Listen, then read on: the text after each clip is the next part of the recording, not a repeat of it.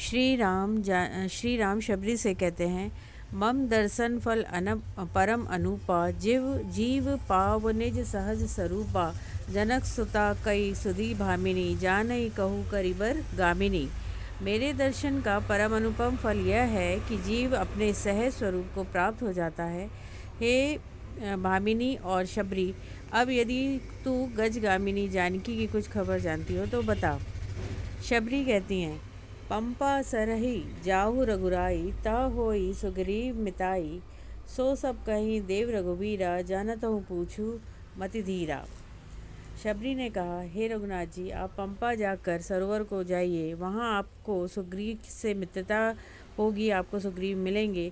हे देव, हे रघुवीर, वह सब हाल बतावेंगे। हे देव बुद्धि, आप सब जानते हुए भी मुझसे पूछते हैं।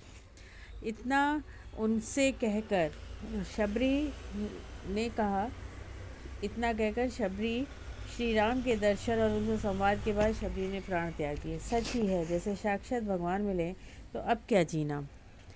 अब प्रभु श्री राम चले, राम त्यागा बंसोऊ अतुलित बल नर केहरी दो बिरही ईव प्रभु करत विषादा कहत कथा अनेक संवादा।